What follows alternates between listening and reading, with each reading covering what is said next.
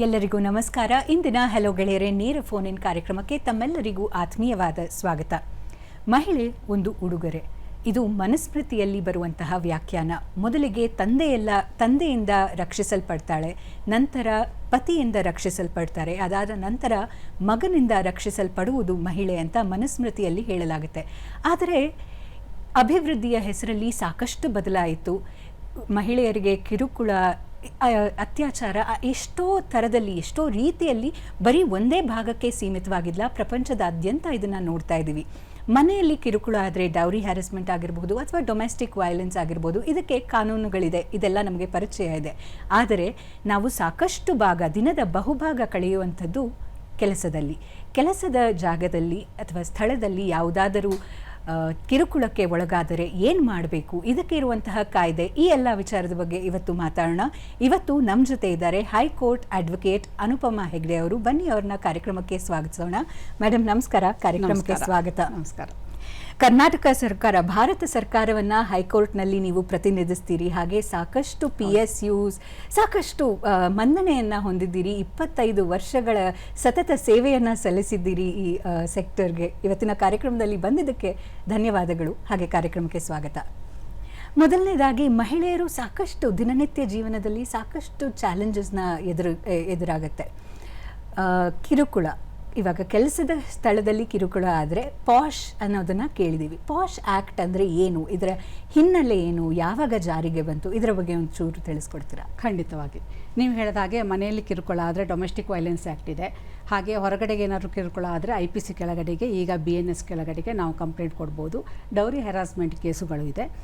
So ಈಗ ನಾವುಗಳು ಹೆಚ್ಚಾಗಿ ಆಫೀಸ್ನಲ್ಲಿ ಹೊರಗಡೆಗೆ ಕೆಲಸ ಮಾಡ್ತೀವಿ, ಅದು ಸಲುವಾಗಿ ಬಂತಿದ್ದು ಪಾಶ್ ಆ್ಯಕ್ಟ್. ಅಂದರೆ ಪಾಶ್ ಆ್ಯಕ್ಟ್ ಅಂದರೆ prevention of sexual harassment in work place act. ಅದು ಕನ್ನಡದಲ್ಲಿ ಹೇಳೋದಾದರೆ ಕೆಲಸದ ಸ್ಥಳದಲ್ಲಿ ಲೈಂಗಿಕ ಕಿರುಕುಳ ಪ್ರತಿಬಂಧ, ನಿವಾರಣೆ ಹಾಗೂ ಪರಿಹಾರ. ಓಕೆ, ಅಂದರೆ ಪ್ರಿವೆನ್ಷನ್, ಪ್ರೊಹಿಬಿಷನ್, ರಿಡ್ರೆಸಲ್. ಓಕೆ, ಇದು 2013 ಬಂತು. ಆದರೆ 2013 ಬರೋಕ್ಕಿಂತ ಮುಂಚೆ ಕೆಲವು ಬೆಳವಣಿಗೆಗಳಾಗಿದೆ. ಅದು 1992ದಿಂದ ಶುರುವಾಗಿದೆ. ಬನ್ವರಿ ದೇವಿ ಅಂಥೇಳಿ ಒಬ್ಬರು ಸಾಮಾಜಿಕ ಕಾರ್ಯಕರ್ತೆ, ಅವರು ರಾಜಸ್ಥಾನದಲ್ಲಿ ಸಾಮಾಜಿಕ ಕಾರ್ಯಕರ್ತೆಯಾಗಿ ಕೆಲಸ ಮಾಡ್ತಾಯಿದ್ರು. ಒಂದು ಬಾಲ್ಯ ವಿವಾಹವನ್ನು ತಡೆಗಟ್ಟೋ ಸಲುವಾಗಿ ಅವರು ಹೋರಾಡ್ತಾರೆ. ಹಾಗೆ ಹೋರಾಡಿದ್ರು, ಬಾಲ್ಯ ವಿವಾಹವನ್ನು ತಡೆಗಟ್ಟಿದ್ರೂ ಸಹ. ಆದರೆ ಆಮೇಲೆ ಏನಾಯಿತು ಅಂದರೆ, ಕೆಲವರು ಇದು ಆಗದೇ ಇರುವವರು, ಅವ್ರ ಕಡೆಯವರು ಅವ್ರ ಮೇಲೆ ಲೈಂಗಿಕ ಅತ್ಯಾಚಾರವನ್ನು ಮಾಡಿದರು. ಅದು ಕೆಳಗಡೆ ಕೋರ್ಟಲ್ಲಿ ಅವರಿಗೆ ಕನ್ವಿಕ್ಷನ್ನು ಆಯಿತು, ಸುಪ್ರೀಂ ಕೋರ್ಟ್ವರೆಗೆ ಹೋಯಿತು. ಇದ್ರ ಪರಿಣಾಮವಾಗಿ ಏನಾಯಿತು ಅಂತಂದರೆ, ಕೆಲಸದ ಸ್ಥಳದಲ್ಲಿ ಮಹಿಳೆಗೆ ಪ್ರೊಟೆಕ್ಷನ್ ಇದೆಯಾ, ಅವಳಿಗೆ ಏನಾದರೂ ಪ್ರೊಟೆಕ್ಷನ್ ಬೇಕಾಗತ್ತೆ, ಅದಕ್ಕೆ ಬೇರೆ ಕಾನೂನೇ ಬೇಕಾಗತ್ತೆ ಅಂಥೇಳಿ ವಿಶಾಖ ಅನ್ನುವ ಸಂಸ್ಥೆ ಕೋರ್ಟಿಗೆ PIL ಹಾಕಿದರು. ನೇರವಾಗಿ ಸುಪ್ರೀಂ ಕೋರ್ಟಿಗೆ PIL ಹಾಕಿ ಇದ್ರ ಸಲುವಾಗಿ ಒಂದು ಆ್ಯಕ್ಟನ್ನು ತರಬೇಕು, ಅಧಿನಿಯಮ ತರಬೇಕು ಅಂಥೇಳಿ ಸುಪ್ರೀಂ ಕೋರ್ಟಿಗೆ PIL ಹಾಕ್ತಾರೆ. 1993ದಲ್ಲಿ ನಾವು UN ಕನ್ವೆನ್ಷನ್ನಿಗೆ ಸಹ ನಾವು ಭಾರತ ಭಾಗಿಯಾಗಿದೆ. ಅದರೊಳಗೆ ಮಹಿಳೆಯ ವಿರುದ್ಧ ಯಾವುದೇ ರೀತಿಯ ತೊಂದರೆ ಆಗಬಾರ್ದು ಅನ್ನೋದಕ್ಕೂ ಸಹ ನಾವು ರ್ಯಾಟಿಫೈ ಮಾಡಿದ್ದೀವಿ. Covenant for discrimination against all kinds of discrimination against women, ಅದಕ್ಕೆ ನಾವು ಸಿಗ್ನೇಚರ್ ಹಾಕಿದ್ದೀವಿ. ಹಾಗೆಯೇ ನಮ್ಮ ಇಂಡಿಯನ್ ಕಾನ್ಸ್ಟಿಟ್ಯೂಷನ್ ಕೆಳಗಡೆ ಸಹ ಆರ್ಟಿಕಲ್ 15, 14, 21 ಇವೆಲ್ಲವೂ ಸಹ ಇದಕ್ಕೆ ಸಪೋರ್ಟ್ ಮಾಡ್ತವೆ. ಆದ್ದರಿಂದ ಸುಪ್ರೀಂ ಕೋರ್ಟು ಈ ಕೇಸ್ನಲ್ಲಿ ಕೆಲವೊಂದು ಗೈಡ್ಲೈನ್ಸನ್ನು ಹಾಕ್ತು. ಅಂದರೆ ಮಹಿಳೆಗೆ ಯಾವ ರೀತಿಯಾಗಿ ಇರಬೇಕು ವರ್ಕ್ ಪ್ಲೇಸ್ನಲ್ಲಿ, ಯಾವ ರೀತಿ ತೊಂದರೆ ಆಗಬಾರ್ದು ಅನ್ನೋ ಬಗ್ಗೆ ಒಂದು ಗೈಡ್ಲೈನ್ಸ್ ಸುಪ್ರೀಂ ಕೋರ್ಟ್ ಕೊಡ್ತು. ಅದಕ್ಕೆ ವಿಶಾಖ ಗೈಡ್ಲೈನ್ಸ್ ಅಂಥೇಳಿ ನಾವು ಸಾಮಾನ್ಯವಾಗಿ ಕರಿತೀವಿ. ಇದರದ್ದೇ ಸಂಬಂಧವಾಗಿ ಇದೇ ಮುಂದುವರೆದು 2013ರಲ್ಲಿ ನಮ್ಮ ಭಾರತ ಸರ್ಕಾರ prevention of sexual harassment against woman in work place ಈ ಅಧಿನಿಯಮವನ್ನು ಜಾರಿಗೊಳಿಸಿದೆ. ಓಕೆ, ಸೊ ಇದರ ಪ್ರಕಾರ ಕಿರುಕುಳ ಅಂದರೆ ಏನು, ಯಾವುದಕ್ಕೆಲ್ಲ ಪ್ರೊಟೆಕ್ಷನ್ ಇದೆ, ಯಾವಾಗ ಒಬ್ಬ ಮಹಿಳೆ ಅವಳಿಗೆ ಅಂದರೆ ಆಗ್ತಾ ಇರೋದು ಕಿರುಕುಳ ಅಂತ ಐಡೆಂಟಿಫೈ ಮಾಡೋದು ಹೇಗೆ? ಈಗ ಕಿರುಕುಳ ಅಂದರೆ ಯಾವುದೇ ರೀತಿಯ ದೈಹಿಕ ಸ್ಪರ್ಶ ಅಥವಾ ಅವರಿಗೆ ಯಾವುದೇ ರೀತಿಯ ಲೈಂಗಿಕವಾಗಿ ಬೇಡಿಕೆ ಇಡುವುದು ಅಥವಾ ಅದು ಸಲುವಾಗಿ ಒತ್ತಾಯ ಮಾಡೋದು, ಅಥವಾ ನೀನು ಈ ಥರ ನನ್ನ ಜೊತೆಗೆ ಸಹಕರಿಸಿದರೆ ನಾನು ನಿನಗೆ ಅದ್ರ ಬದಲಾಗಿ ಕ್ವಿಡ್ ಪ್ರೋಕೋ ಏನು ನಾವು ಹೇಳ್ತೀವಿ, ನಿನಗೆ ಪ್ರಮೋಷನ್ ಕೊಡ್ತೀನಿ ಅಥವಾ ಬೇರೆ ಏನೋ ಸ್ಯಾಲ್ರಿ ಜಾಸ್ತಿ ಮಾಡ್ತೀನಿ, ಅಥವಾ ನೀನಲ್ಲಿ ಕೆಲಸ ಮಾಡೋದಾದರೆ ನೀನು ನನಗೆ ಈ ರೀತಿಯಲ್ಲಿ ನೀನು ನನಗೆ ಸಹಕಾರ ಕೊಡಬೇಕು, ಆ ರೀತಿಯಲ್ಲಿ ಡೈರೆಕ್ಟ್ಲಿ ಆರ್ ಇಂಡೈರೆಕ್ಟ್ಲಿ ಆಗ್ಬೋದು. ಅಥವಾ ಯಾವುದೇ ರೀತಿಯ ಅಶ್ಲೀಲವಾದ ಮಾತು, ಇದು ದೈಹಿಕವಾಗಿ ಆಯಿತು, ಮೌಖಿಕವಾಗಿ ಕೂಡ ಯಾವುದೇ ರೀತಿಯ ಅಶ್ಲೀಲವಾದ ಮಾತು, ಬರವಣಿಗೆ ಅಥವಾ ಇರಿಸು ಮುರುಸು ಆಗುವಂತಹ ಹೇಳಿಕೆಗಳು ಅಥವಾ ಯಾವುದೇ ರೀತಿಯ ಲೈಂಗಿಕ ಬಣ್ಣದ ಟೀಕೆಗಳು ಹಾಗೂ ಯಾವುದೇ ರೀತಿಯ ಅಶ್ಲೀಲ ಚಿತ್ರ ತೋರಿಸೋದು, ವಿಡಿಯೋ ತೋರಿಸೋದು, ಅದ್ರ ಬಗ್ಗೆ ಮಾತಾಡೋದು ಅಥವಾ ಬೇರೆಯವ್ರ ಜೊತೆಗೆ ಸ್ವಲ್ಪ ಲೈಂಗಿಕ ಬಣ್ಣದ ಮಾತುಗಳನ್ನು ಆಡೋದು, ಇವೆಲ್ಲವೂ ಸಹ ಸೆಕ್ಷುವಲ್ ಹ್ಯಾರಾಸ್ಮೆಂಟ್ ಕೆಳಗಡೆಗೆ ಬರುತ್ತೆ. ಯಾವುದೇ ಒಂದು ಚಿಕ್ಕ ಇದು ಸಹ ಅಂದರೆ ಮಹಿಳೆಗೆ ಏನು ಹಿಂಸೆ ಆಗುತ್ತೆ ಅಥವಾ ಅನ್ಕಂಫರ್ಟಬಲ್ ಮುಜುಗರ ಆಗುತ್ತೋ ಅದಷ್ಟು ಲೈಂಗಿಕ ಕಿರುಕುಳಕ್ಕೆ ಬರುತ್ತೆ. ಹೌದು. ಈಗ ಗಂಡಸು ಇದೇನು ಈ ಮಾತು ಅವರಿಗೆ ಈ ರೀತಿಯಾಗಿ ಸರ್ವೇ ಸಾಮಾನ್ಯದ ಮಾತು, ಜೋಕ್ ಅಂತ ಹೇಳಿ, ನೋ ನೋ ನೋ ಆಫೀಸ್ ಬ್ಯಾಂಟರ್ ಅಂತ ಏನು ಹೇಳ್ತೀವಿ, ನಾನು ತಮಾಷೆಯಾಗಂದೆ, ಏನೋ ಕೆಲಸದ ಮಧ್ಯದಲ್ಲಿ ಒತ್ತಡದಲ್ಲಿ ಒಂದು ಸ್ವಲ್ಪ ಏನಾದರೂ ರಿಲ್ಯಾಕ್ಸ್ ಆಗಬೇಕು ಅಂತ ಅಂದೆ, ನೋ, ಅದ್ರ ಸಲುವಾಗಿ ನಾವು ಬೇರೆ ಥರದ ಜೋಕ್ಗಳನ್ನು ಮಾಡ್ಬೋದು. ಆದರೆ ಲೈಂಗಿಕವಾದ ಬಣ್ಣಗಳು ಅಥವಾ ಅವರಿಗೆ ಪರ್ಸ್ನಲ್ ಆಗಿ ಏನಾದರೂ ಆಗುವಂತಹ ಅಥವಾ ಅವ್ರದ್ದೇನಾದ್ರು ಬೇರೆ ಅಫೇರ್ಸ್ ಏನಾದ್ರು ಇತ್ತು ಆ ಥರ ಮಾತಾಡೋದು ಸಹ ಅದು ಪಾಶ್ ಆ್ಯಕ್ಟ್ ಕೆಳಗಡೆನೇ ಬರುತ್ತೆ. ಓಕೆ. ಸೊ ಇವಾಗ ಯಾವುದಾದ್ರೂ ಈ ಥರದ ಸನ್ನಿವೇಶದಲ್ಲಿ ಮಹಿಳೆ ಒಳಗಾಗಿದ್ರೆ ಏನು ಮಾಡಬೇಕು? ಮೊದಲು ಯಾರಿಗೆ ಹೇಳಬೇಕು? HR ಹೇಳಬೇಕಾ, ಟೀಮ್ ಲೀಡ್ಗೆ ಹೇಳಬೇಕಾ, ಅವ್ರ ಫ್ರೆಂಡ್ಸ್ಗೆ ಹೇಳ್ಕೋಬೇಕಾ, ಅಥವಾ ಆ್ಯಕ್ಟ್ ಪ್ರಕಾರ ಏನು ಮಾಡಬೇಕು? ನೆಕ್ಸ್ಟ್ ಸ್ಟೆಪ್ಸ್ ಏನು? ಹೌದು, ಆ್ಯಕ್ಟ್ನಲ್ಲಿ ಏನಿದೆ ಅಂದರೆ ಇಂಟರ್ನಲ್ ಕಂಪ್ಲೇಂಟ್ಸ್ ಕಮಿಟಿ ಅಂತ ಹೇಳಿ ಒಂದು ಕಾನ್ಸ್ಟಿಟ್ಯೂಟ್ ಆಗುತ್ತೆ ಪ್ರತಿಯೊಂದು ಆಫೀಸಲ್ಲಿ. ಯಾವ್ಯಾವುದಕ್ಕೆ ಇದು ಅಪ್ಲಿಕೇಬಲ್ ಆಗುತ್ತೆ ಅಂದರೆ ಎಲ್ಲ ರೀತಿಯ ಕೆಲಸದ ಇಂಡಸ್ಟ್ರೀಸ್ ಇರಲಿ, ಕಂಪನೀಸ್ ಇರಲಿ, ಗೌರ್ಮೆಂಟ್ ಇರಲಿ, ನಾನ್ ಗೌರ್ಮೆಂಟ್ ಇರಲಿ, ಅದು ಏನೇ ಇದ್ರೂ ಎಲ್ಲದಕ್ಕೂ ಇದು ಈ ಆ್ಯಕ್ಟು ಅಪ್ಲೈ ಆಗುತ್ತೆ. ಮನೆ ಕೆಲಸದವರಿಗೂ ಸಹ ಅಪ್ಲೈ ಆಗುತ್ತೆ, ಮನೆ ಕೆಲಸ ಮಾಡೋ ಹೆಣ್ಮಕ್ಳಿಗೂ ಸಹ. ಅಂದರೆ ಇಷ್ಟು ಜನ ಇರಬೇಕು ಅಂತ ಏನೂ ಇಲ್ಲ, ಇಷ್ಟು ಜನ ಕಂಪನಿಲಿ ಇರಬೇಕು ಇಲ್ಲ. ಬಟ್ ICC ಕಮಿಟಿ ಮಾಡುವಾಗ, ಇಂಟರ್ನಲ್ ಕಂಪ್ಲೇಂಟ್ಸ್ ಕಮಿಟಿ ಮಾಡುವಾಗ 10 ಜನ ಕೆಲಸಗಾರರು ಇರಬೇಕು, ಅದರೊಳಗೆ ಒಬ್ಬರು ಲೇಡಿ ಇರಬೇಕು ಅಂತ ಇರುತ್ತೆ.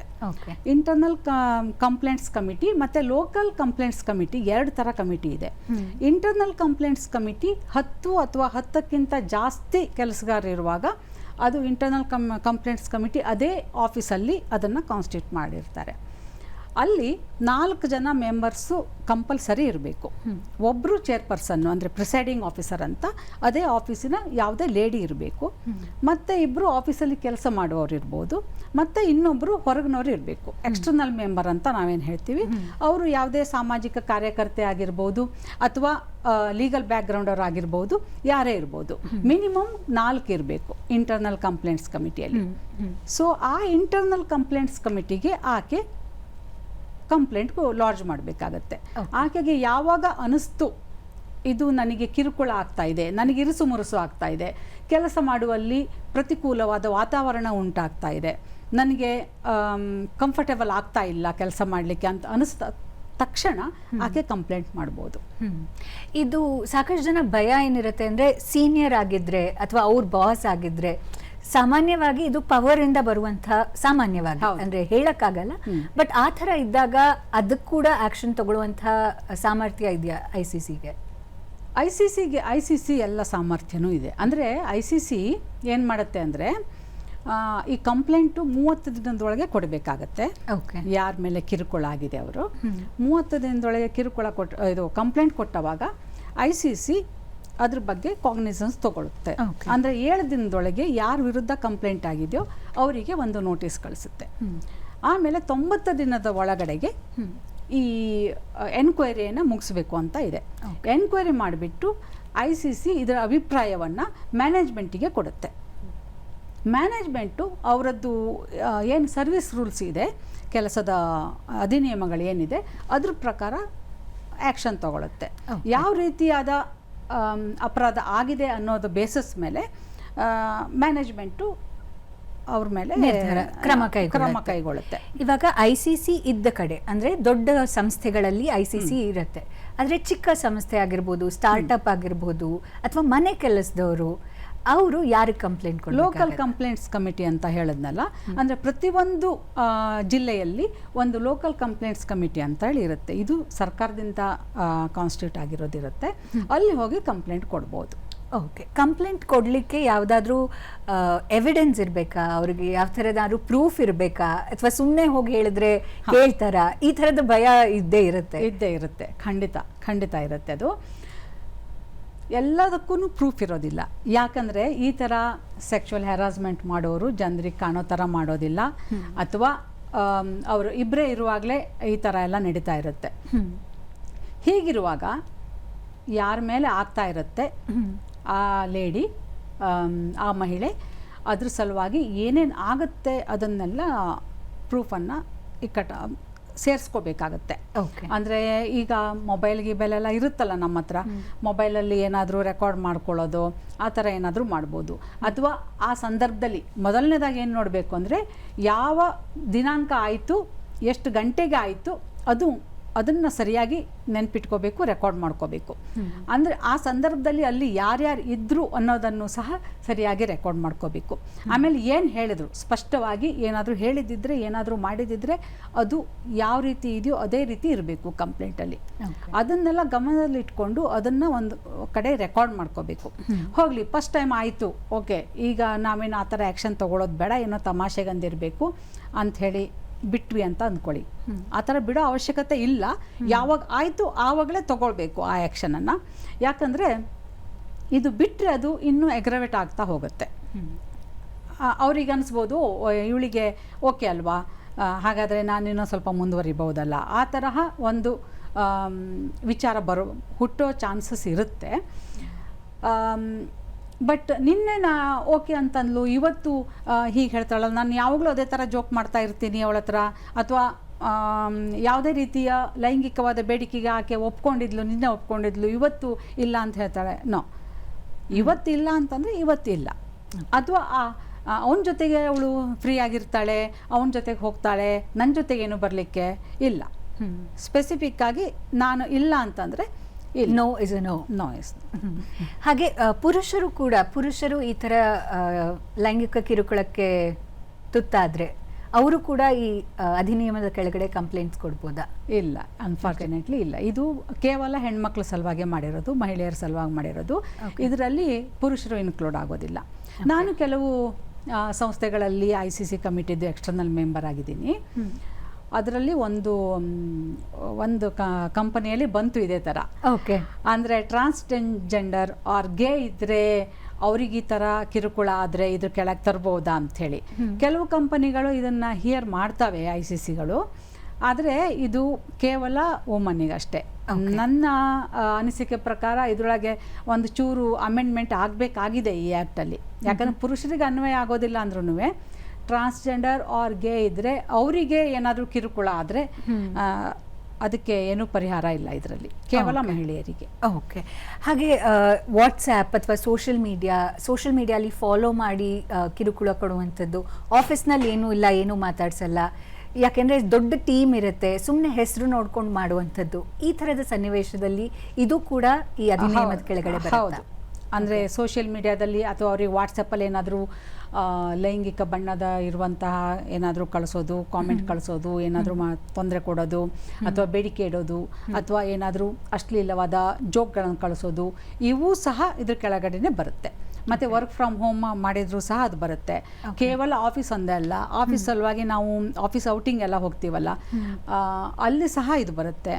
ಮತ್ತು ಕೇವಲ ಆಫೀಸ್ ಎಂಪ್ಲಾಯ್ ಅಷ್ಟೇ ಅಲ್ಲ, ಕೆಲವು ಬೇರೆ ನಿಮಿತ್ತದ ಸಲುವಾಗಿ ಆಫೀಸಿಗೆ ಯಾರಾದರೂ ವಿಸಿಟ್ ಮಾಡಿರ್ತಾರೆ, ಆವಾಗ ಏನಾದರೂ ಆದರೂ ಸಹ ಇದ್ರ ಕೆಳಗಡೆಗೆ ಬರುತ್ತೆ. ಯಾಕಂದರೆ ಎಂಪ್ಲಾಯೀಸ್ ವೈಕೇರಿಯಸ್ಲಿ ಲಯಬಲ್, ಎಂಪ್ಲಾಯರ್ ಲಯಬಲ್ ಆಗ್ತಾನೆ ಯಾರಾದರೂ ಆ ಥರ ಮಾಡಿದಿದ್ರೆ. ಈಗ ರೆಸ್ಟೋರೆಂಟಲ್ಲಿ ಯಾರಾದರೂ ಸರ್ವಿಂಗ್ ಲೇಡಿ ಇದ್ಲು, ಮಹಿಳೆ ಇದ್ಲು, ಅವಳಿಗೇನಾದರೂ ಕಿರುಕುಳ ಆಯಿತು, ಅಥವಾ ಏರ್ ಹೋಸ್ಟೆಸ್ಗೆ ಏನಾದರೂ ಆಯಿತು, ಅದು ಸಹ ಇದ್ರ ಕೆಳಗಡೆಗೆ ಬರುತ್ತೆ.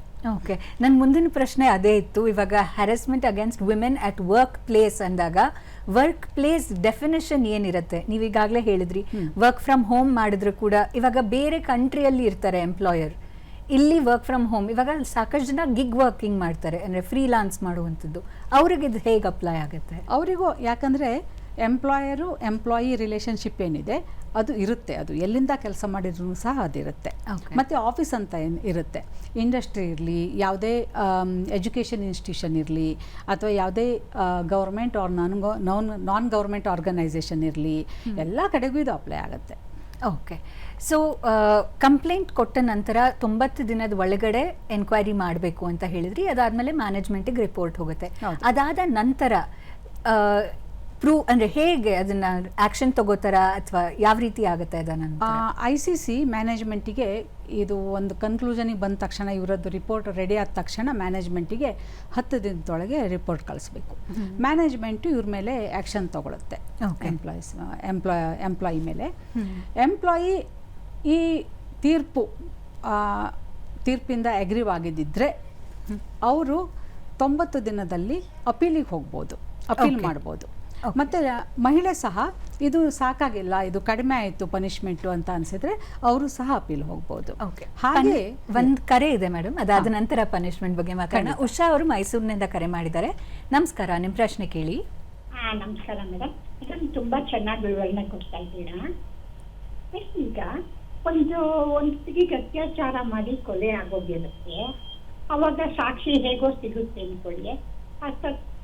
ಹುಡುಗಿ ತಾಯಿ ಬಂದು ನ್ಯಾಯ ಕೇಳ್ತಾಳೆ. ಒಂದು ಮಗುಗೆ ಅತ್ಯಾಚಾರ ಆಗಿ ಮರಣ ಹೊಂದಿದ್ರೆ ನ್ಯಾಯ ಅಂದ್ರೆ ಹಣನೋ ಅಥವಾ ಆ ವ್ಯಕ್ತಿಗೆ ಶಿಕ್ಷೆನೋ ಏನೋ ಗೊತ್ತಾಗ್ಲಿಲ್ಲ ಮೇಡಮ್. ಇದು ಏನಕ್ಕೆ ನ್ಯಾಯ ಕೊಡ್ತಾಳೆ? ಈ ಹಣ ಪರಿಹಾರ ಮಾತ್ರಕ್ಕೆ ಅದ್ರ ಮಾತ್ರಕ್ಕೆ ಮಗಳು ವಾಪಸ್ ಬರ್ತಾಳ? ಹೇಗ್ ಮೇಡಮ್ ಇದು ವಿಷಯ?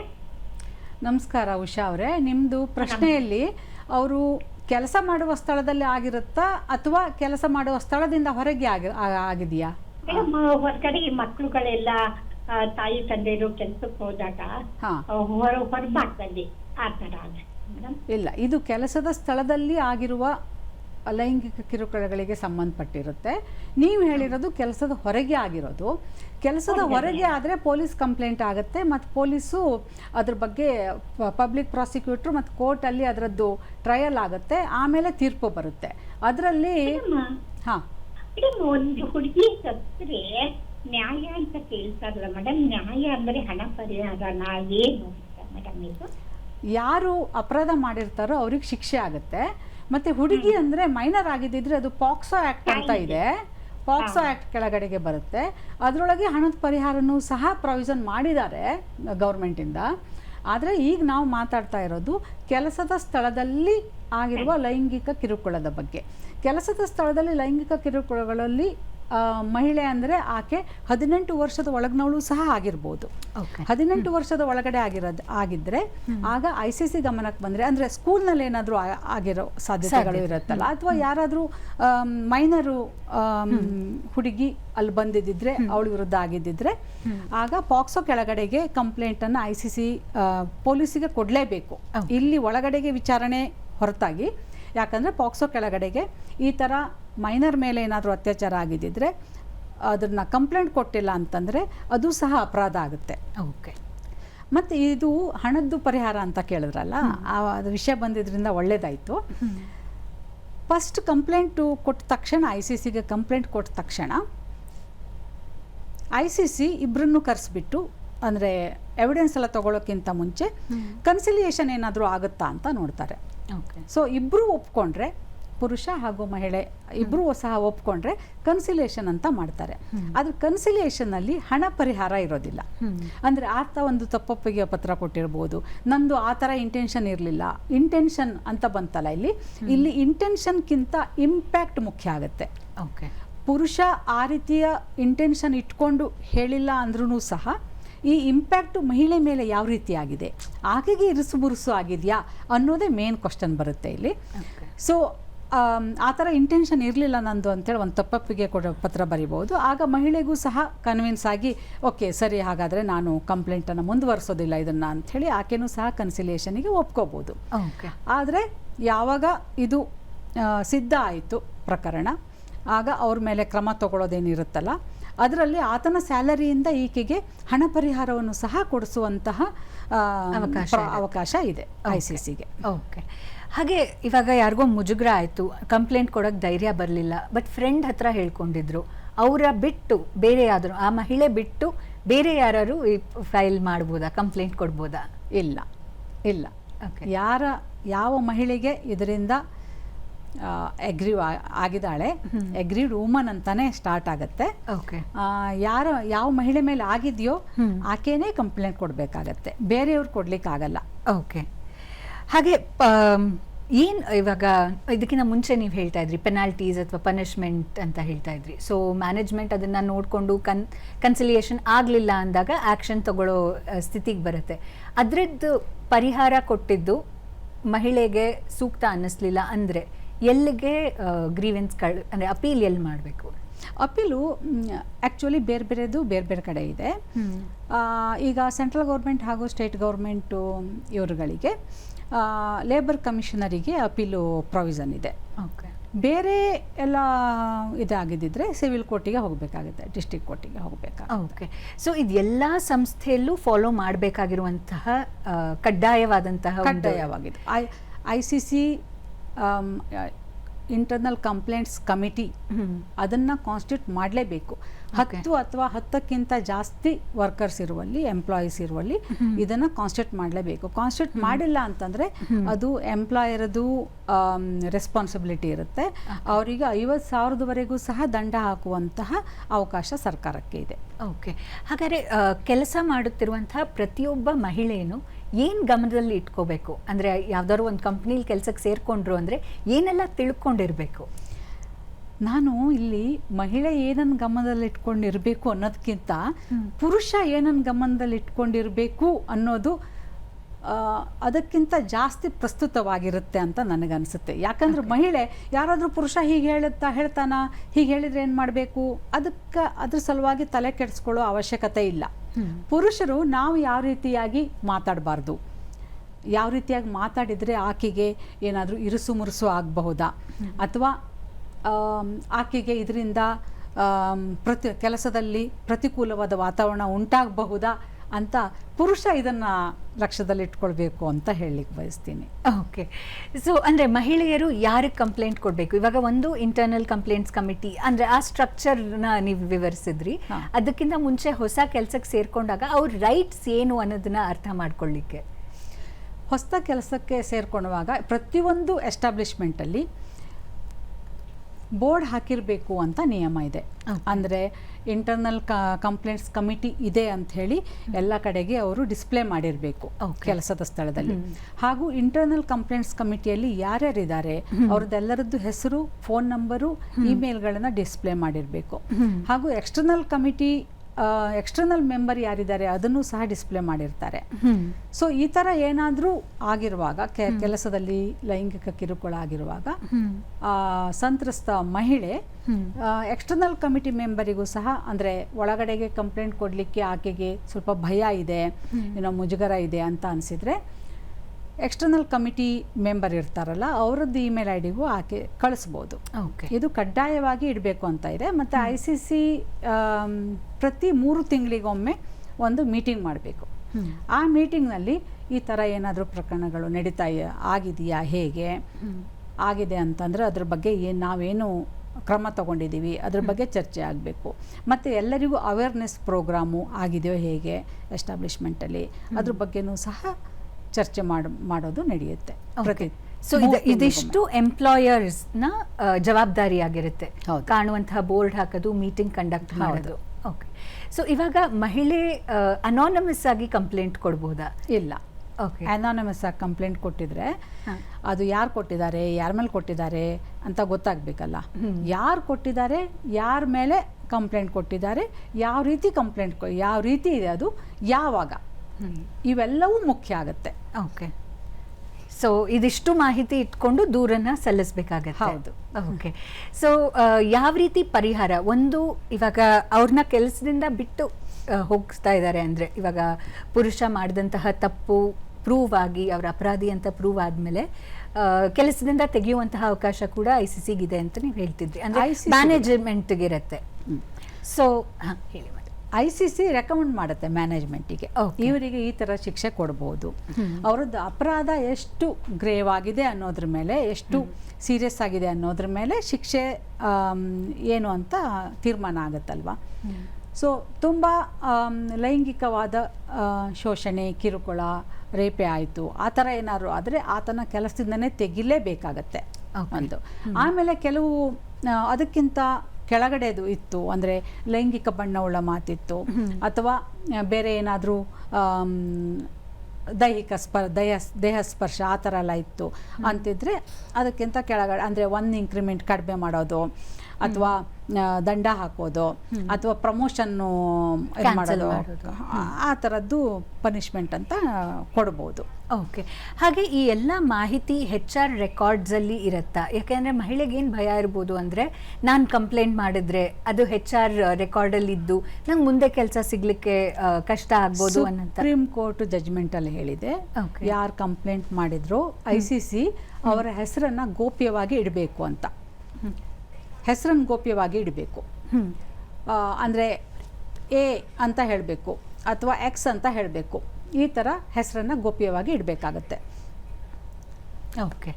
ಮತ್ತೊಂದು ಕರೆ ಇದೆ ಮೇಡಮ್, ನೋಡೋಣ. ಆಕಾಂಕ್ಷ ಅವರು ಮಂಗಳೂರಿನಿಂದ ಕರೆ ಮಾಡಿದ್ದಾರೆ. ನಮಸ್ಕಾರ ಮೇಡಮ್, ಪ್ರಶ್ನೆ ಕೇಳಿ. ನಂದು 2 ಪ್ರಶ್ನೆ ಇತ್ತು. ಒಂದು, ಈಗ ಮೆಂಟಲ್ ಹರಾಸ್ಮೆಂಟ್ ಬಗ್ಗೆ, it may not be sexual, ಆದ್ರೆ mental harassment from a man to a woman in the workplace, ಇದು ಈ ವ್ಯಾಪ್ತಿಯೊಳಗೆ ಬರ್ತದ? ನಂಬರ್ 1 ಪ್ರಶ್ನೆ.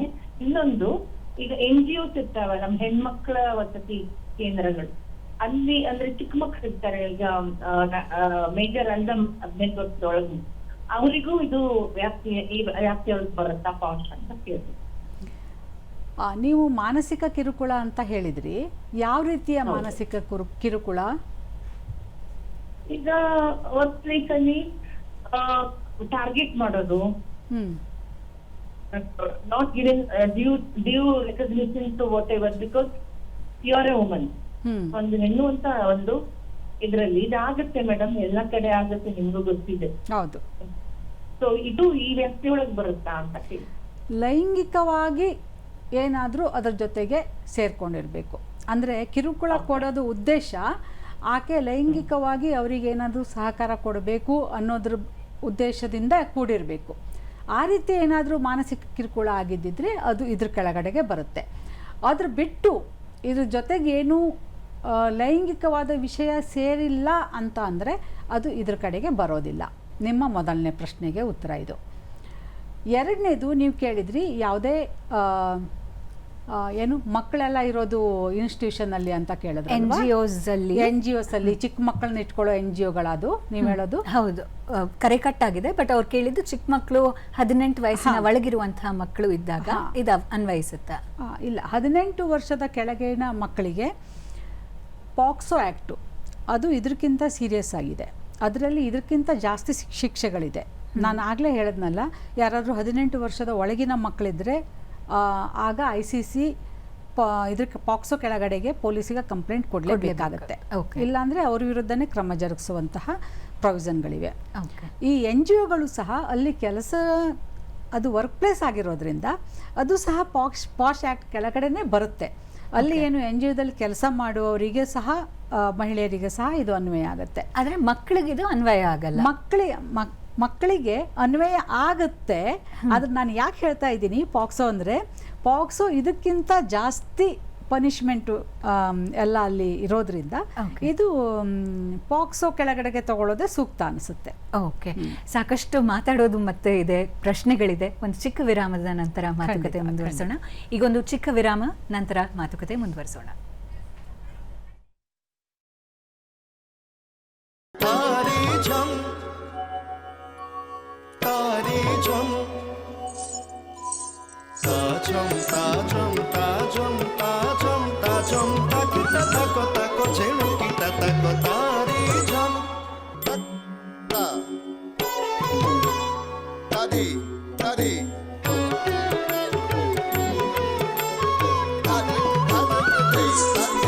ನೂಪುರ ನಾದ ಪ್ರತಿ ಶುಕ್ರವಾರ ಬೆಳಗ್ಗೆ 10:30ಕ್ಕೆ.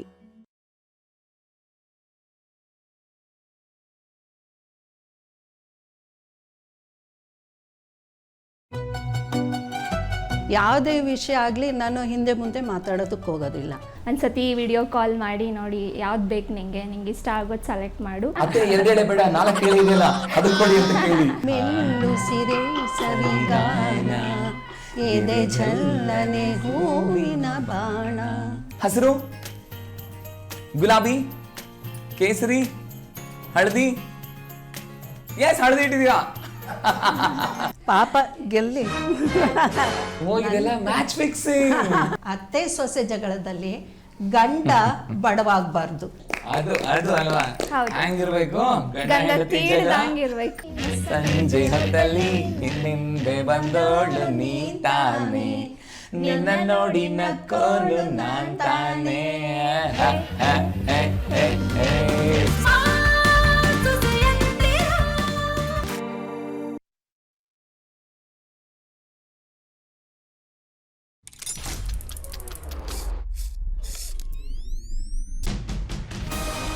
ದೂರದರ್ಶನ ಚಂದನ ವಾಹಿನಿಯು ಅಲ್ಪ ವೆಚ್ಚದ ಕಮಿಷನ್ಡ್ ಲೋ ಕಾಸ್ಟ್ ಕಮಿಷನಿಂಗ್ ಪ್ರಕ್ರಿಯೆಯಡಿ ಮಹಿಳಾ ಪ್ರಧಾನ ಧಾರಾವಾಹಿಯನ್ನು ನಿರ್ಮಿಸಲು ನಿರ್ಮಾಣ ಸಂಸ್ಥೆಗಳು ಹಾಗೂ ನಿರ್ಮಾಪಕರಿಂದ ಬಿಡ್ ಸಲ್ಲಿಸಲು ಆಹ್ವಾನಿಸಿದೆ.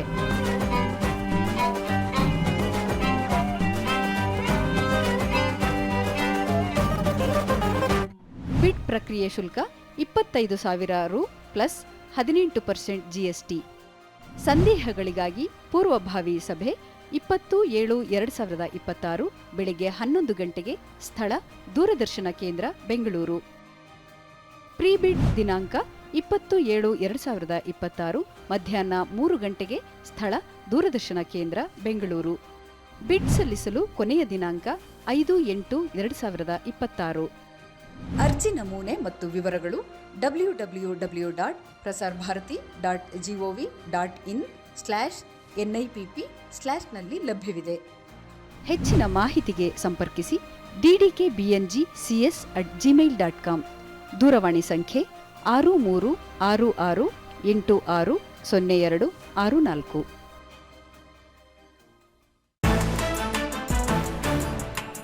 ಎಲ್ಲ ಜಾತಿ ಮನೆ ಬಟ್ಟೆಗಳು ಇಲ್ಲಿವೆ, ಎಲ್ಲ ಧರ್ಮದವರ ಮನೆ ಬಟ್ಟೆಗಳು ಇಲ್ಲಿವೆ.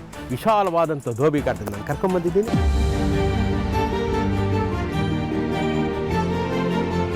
ನಿಮ್ದೆಲ್ಲ ಕೊಡಿ, ಸಪ್ರೇಟ್ ಮಾಡೇ ಕೊಡ್ತೀನಿ, ನನ್ನ ಖರ್ಚು ಮಿಸ್ ಆಗೋದಿಲ್ಲ. 192 ಮನೇಲಿ ಎಲ್ಲರೂ ಕೆಲಸ ಮಾಡ್ತಾರೆ. ಒಬ್ಬ ಮನುಷ್ಯ 150 ಬಟ್ಟೆ ಮಾಡ್ಬೋದು ಹೈಯೆಸ್ಟ್ ಅಂದರೆ.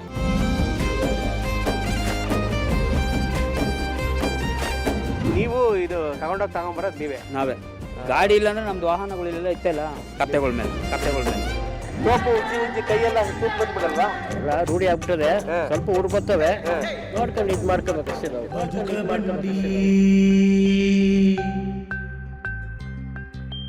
ಬದುಕ ಬಂಡಿ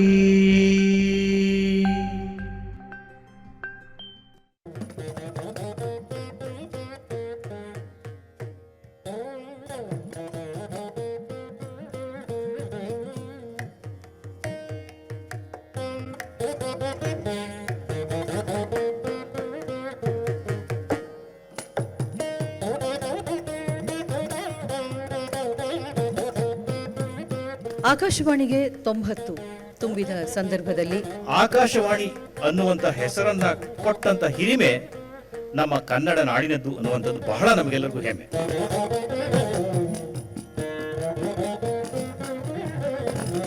ಕರ್ನಾಟಕ ಶಾಸ್ತ್ರೀಯ ಸಂಗೀತಕ್ಕೆ ಬಹಳ ದೊಡ್ಡ ಒಂದು ಆಸರೆ ಈ Akashvani.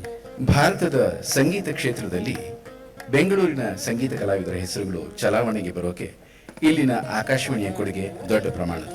When you are speaking on radio, it is the voice that connects your heart. ಸಾಹಿತ್ಯ ಮತ್ತು ಆಕಾಶವಾಣಿ ಅನ್ನೋದು ಅಭಿನ್ನವಾದ 2 ಅಂಗಗಳು ಅನ್ನೋದು ನಾನು ಇಲ್ಲಿ ಹೇಳೋದಕ್ಕೆ ಇಷ್ಟಪಡ್ತಾ ಇದ್ದೆ. ನನ್ನ ಆಡಿ ಬೆಳೆದ ಅಂಗಳ ಅಂತ ಕರಿಬಹುದು ಆಕಾಶವಾಣಿನ.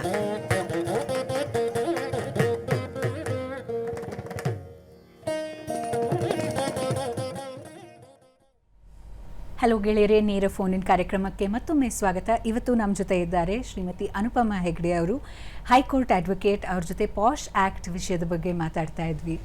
ಸೊ ಮೇಡಮ್, ಈಗ ಮಾತಾಡ್ತಾ ಇದ್ವಿ ICC ಬಗ್ಗೆ, ಹಾಗೆ ಹೇಗೆ ಅವರು ಇಂಟರ್ನಲ್ ಕಂಪ್ಲೇಂಟ್ಸ್ ಕಮಿಟಿ ಎನ್ಕ್ವೈರಿ ಮಾಡಿ ರಿಪೋರ್ಟ್ ಕೊಡ್ತಾರೆ ಅಂತ. ಈ ಕಾರ್ಯಾಚರಣೆ ನಡೆಯುವ ಸಮಯದಲ್ಲಿ ಎಂಪ್ಲಾಯಿ ಟ್ರಾನ್ಸ್ಫರ್ ಆಯಿತು ಅಂದರೆ, ಪುರುಷನ ಟ್ರಾನ್ಸ್ಫರ್ ಆಯಿತು ಅಂದರೆ ಬೇರೆ ಕಂಪನಿ ಅಥವಾ ಬೇರೆ ಕಡೆಗೆ, ಬೇರೆ ಎಲ್ಲ ಕಡೆ ದೇಶದಾದ್ಯಂತ ಇರುವಂತಹ ಒಂದು ಕಂಪ್ನಿ ಅಂತ ಅಸ್ಯೂಮ್ ಮಾಡಿಕೊಂಡು ಬೇರೆ ಕಡೆ ಟ್ರಾನ್ಸ್ಫರ್ ಆಯಿತು ಅಂದರೆ ಈ ಕಂಪ್ಲೇಂಟ್ ಕೂಡ ಅಲ್ಲಿಗೆ ಟ್ರಾನ್ಸ್ಫರ್ ಆಗುತ್ತಾ ಅಥವಾ ಯಾವ ರೀತಿ ನಡೆಯುತ್ತೆ? ಇಲ್ಲ, ಕಂಪ್ಲೇಂಟ್ ಆದ ತಕ್ಷಣ ನಾನು ಆಗಲೇ ಹೇಳಿದ ಹಾಗೆ 3 ತಿಂಗಳ ಒಳಗಡೆಗೆ ಕಂಪ್ಲೇಂಟ್ ಕೊಡಬೇಕು. ಯಾವ ಮಹಿಳೆ ಕಂಪ್ಲೇಂಟ್ ಕೊಡಬೇಕು ಅವರು. ICC ಅದರದ್ದು ಎನ್ಕ್ವೈರಿ ಶುರು ಮಾಡುತ್ತೆ. ಎನ್ಕ್ವೈರಿ ಶುರು ಮಾಡೋಕ್ಕಿಂತ ಮುಂಚೆ ಅಂದರೆ ಇಬ್ಬರು ಒಂದೇ ಸ್ಥಳದಲ್ಲಿ ಕೆಲಸ ಮಾಡಲಿಕ್ಕೆ ಅವರಿಗೆ ಪ್ರತಿಕೂಲವಾದ ವಾತಾವರಣ ಇರೋ ಕಾರಣದಿಂದ ಯಾರಾದರೂ ಒಬ್ಬರನ್ನ ಟ್ರಾನ್ಸ್ಫರ್ ಮಾಡುತ್ತೆ. ಹೆಚ್ಚಾಗಿ ಪುರುಷನನ್ನೇ ಟ್ರಾನ್ಸ್ಫರ್ ಮಾಡುವಂತಹ ಸಾಧ್ಯತೆಗಳು ಹೆಚ್ಚಾಗಿವೆ. ಪುರುಷನ ಟ್ರಾನ್ಸ್ಫರ್ ಮಾಡಿದರೂ ಸಹ ಕಂಪ್ಲೇಂಟು ಏನು ಇಲ್ಲಿ ICC ತಗೊಂಡಿದೆ, ಯಾವುದು ICC ತಗೊಂಡಿದೆ ಅಲ್ಲೇ ನಡೆಯುತ್ತೆ ಕಂಪ್ಲೇಂಟು. ಆತ ಟ್ರಾನ್ಸ್ಫರ್ ಆದರೂ ಸಹ ಈ ಎನ್ಕ್ವೈರಿ ನಡೆಯುವಾಗೆಲ್ಲ ಡೇಟ್ ಕೊಟ್ಟಿರ್ತಾರಲ್ಲ ಅಲ್ಲಿ ಬಂದು ಅಲ್ಲಿ ಹಾಜರಾಗಿ ಎನ್ಕ್ವೈರಿಗೆ ಸಪೋರ್ಟ್ ಮಾಡಬೇಕಾಗತ್ತೆ. ಓಕೆ. ಸೊ ಸಾಮಾನ್ಯವಾಗಿ ತಮಾಷೆಗೆ ಹೇಳಿದ್ದು ಇದು ಹೀಗೆ ಮಾತಾಡೋದು ಇದನ್ನು ಯಾಕೆ ತಮಾಷೆ ಸೀರಿಯಸ್ ಆಗೋದು ಯಾವಾಗ? ಉದಾಹರಣೆಗಳು ಕೊಡೋದಾದರೆ ಅಥವಾ ಯಾವುದು ಲೈಂಗಿಕ ಲೇಪಿತ ಕಮೆಂಟ್ಗಳು? ಲೈಂಗಿಕ ಲೇಪಿತ ಕಮೆಂಟ್ಗಳು ಅಂದರೆ ನಿಮ್ಮ ಉಡುಪಿನ ಮೇಲೂ ಮಾಡ್ಬೋದು. ನಿನ್ನೆ ನೀವು ಹಾಕ್ಕೊಂಡು ಬಂದಿದ್ರಲ್ಲ ಡ್ರೆಸ್ಸು ಅದೇ ಚೆನ್ನಾಗಿತ್ತು, ಆ ಥರದ್ದೇ ಡ್ರೆಸ್ ಹಾಕ್ಕೊಳ್ಳಿ ಅಂತ ಹೇಳ್ಬೋದು. ಅದು ಸಹ ಇದ್ರ ಕೆಳಗಡೆಗೆ ಬರುತ್ತೆ. ಅಥವಾ ನೀನು ಯಾತಕ್ಕೂ ನೀವೆಲ್ಲ ಹೆಣ್ಮಕ್ಳು ಮನೆಗೆ ಹೋಗಿ ಅಡುಗೆ ಮಾಡಿ ಅಂತ ಹೇಳ್ಬೋದು. ಅದು ಸಹ ಇದ್ರ ಕೆಳಗಡೆಗೆ ಬರುತ್ತೆ. ಆಮೇಲೆ ಪ್ರಮೋಷನ್ ಕೊಡೋದಾದರೆ ನೇರವಾಗಿ ಅಥವಾ ಪರೋಕ್ಷವಾಗಿ ಪ್ರಮೋಷನ್ ಕೊಡೋ ಸಲುವಾಗಿ ಏನಾದರೂ ಲೈಂಗಿಕವಾದ ಬೇಡಿಕೆಗಳದ್ದು ಎಕ್ಸ್ಪ್ರೆಸ್ ಮಾಡ್ಬೋದು. ಅಥವಾ ಏನಾದರೂ ತಗೊಳ್ಳುವಾಗ ಇಂಟೆನ್ಷನಲ್ಲಿ ಟಚ್ ಮಾಡ್ಬೋದು. ಅಥವಾ ಬಾಮ್ಮ ಇಲ್ಲಿ ಕೂತ್ಕೋ ಅಂಥೇಳಿ ಈಗ ಭುಜ ಮುಟ್ಟೋದು. ಹೆಣ್ಮಕ್ಳಿಗೆ ಒಂದು 6th ಸೆನ್ಸ್ ಇದೆ, ಅಂದರೆ ಗುಡ್ ಟಚ್, ಬ್ಯಾಡ್ ಟಚ್ ಯಾವುದು ಅಂತ ತಕ್ಷಣ ಗೊತ್ತಾಗ್ಬಿಡುತ್ತೆ. ನಮ್ಗೆ ಗೊತ್ತಾಗತ್ತೆ ಅವರು ಟಚ್ ಮಾಡಿರೋ ರೀತಿಯಲ್ಲೇ ಇದು ಒಳ್ಳೆ ಉದ್ದೇಶ ಇಟ್ಕೊಂಡು ಮಾಡಿರೋದು ಅಥವಾ ಇದರ ಹಿಂದೆ ಬೇರೆ ಉದ್ದೇಶ ಇದೆಯೋ ಅನ್ನೋದು ಗೊತ್ತಾಗುತ್ತೆ. ಮತ್ತು ನಾನು ಆಗಲೇ ಹೇಳಿದ ಹಾಗೆ ಇಂಟೆನ್ಷನ್ ಇಲ್ಲಿ ಮುಖ್ಯನೇ ಆಗೋದಿಲ್ಲ. ಅವರು ಯಾವುದೇ ರೀತಿ ಲೈಂಗಿಕವಾದ ಬಣ್ಣದ ಸೆಕ್ಷುವಲಿ ಕಲರೇಬಲ್ ರಿಮಾರ್ಕ್ಸ್ ಮಾಡಿದರೆ ಅದು ಇದ್ರ ಕೆಳಗಡೆಗೆ ಬರುತ್ತೆ. ಅಂದರೆ ಇಂಥದ್ದೇ ಆಗಬೇಕು ಅಂತ ಕಾಯೋ ಅವಶ್ಯಕತೆ ಇಲ್ಲ.